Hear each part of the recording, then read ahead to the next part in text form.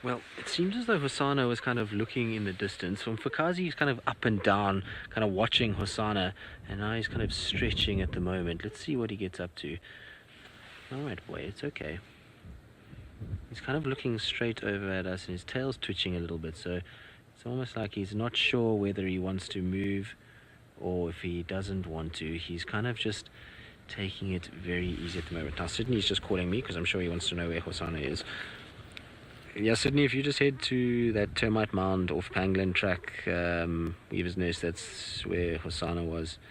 I don't know if he's going to move from there, though. It looks like he's going to head more to the east. So Umfocazi's kind of watching us, and I think he's not sure. I think he wants to kind of move, but he's also not 100% sure whether or not he needs to kind of get up and come down, or if he should stay up there with Hosanna being around. Like I say, Hosanna's been quite twitchy behind us. I actually can't see Hosanna at all anymore. I wonder if he maybe just moved off of that mound completely. So he's gone. He seems to have moved, and I think that's why Umfocazi stood up. You can see, look how he's looking into the distance. I don't see any sign of Hosanna at the moment, so I think if Sydney heads to that area, maybe Sydney can at least keep an eye on Hosanna, and we'll be able to kind of stay where Umfocazi is. I wouldn't be surprised he comes down, but look at that stare. Daggers could kill, huh? But he's quite an interesting cat, this. It's different to a lot of the other cats we've seen in that, you know, he has his motives of being here. It's not like Hukamuri's, who's coming in to try and settle down. It seems in his case, he's just kind of passing through, which is very, very different to most leopards, but still amazing to see. It's always a good day when you get to see a different leopard and a new leopard. I love kind of spending time with these guys and seeing how they get up, or what they get up to, and the more leopards you see in your life, well, the better, I can tell you. Look at that. It's very cool. And I'm impressed, like I say, at how he's let us get as close as we have. I honestly didn't believe that we would get anywhere near as close as we've gotten this afternoon, and I think it's just because it's starting to get a little bit darker, and like I say, with Hosanna being around, I think it's more part that he wants to keep his kill and doesn't want to lose it, and so he's going to sit on top of it and make sure that Hosanna knows that he's still around and that he's still got the kill for himself. So I think that's why he's kind of let us get as far as we can, and it's a good thing. The more we spend time with him, like I said, the better it is. The more he's going to learn that we're not here to chase him, we're not here to take his food. He's happy to feed on it on his own, and he can do what he wants, and you know, we're not going to disturb him. And so a carcass like this is vitally important in relaxing a leopard. The more that you can do this, and the more time you spend and the patience that you show, this will ultimately pay dividends later on. Even though he's an older leopard, it's still possible to get, you know, him used to cars, particularly our cars. You must remember, our cars are different to all the others. They don't look the same. They have a much smaller appearance, and you know, it's always a good thing to try and get a leopard used to things, and so maybe he'll start to get used to us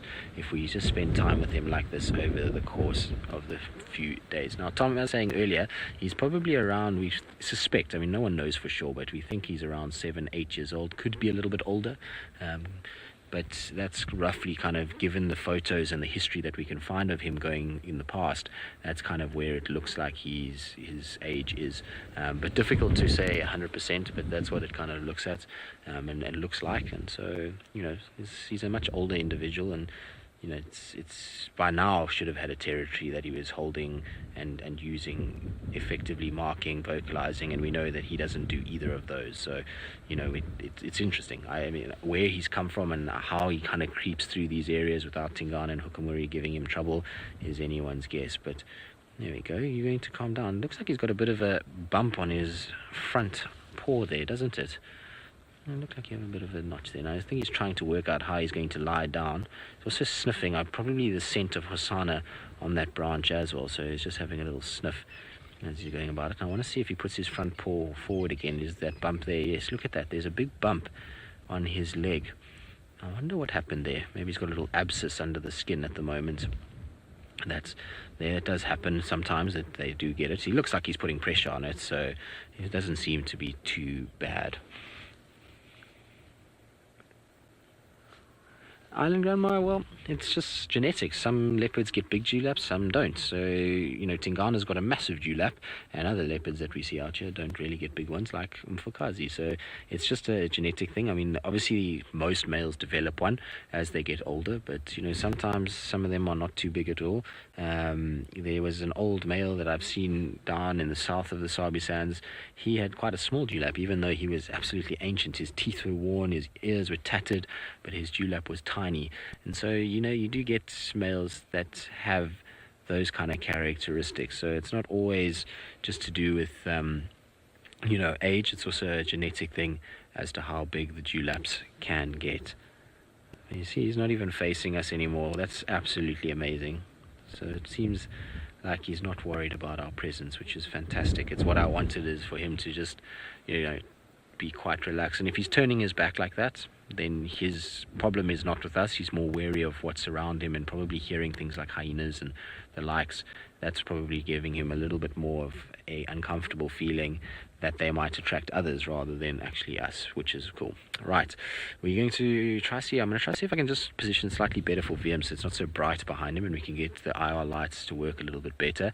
And so while we do that, let's send you back across to David, who's traversing the Mara.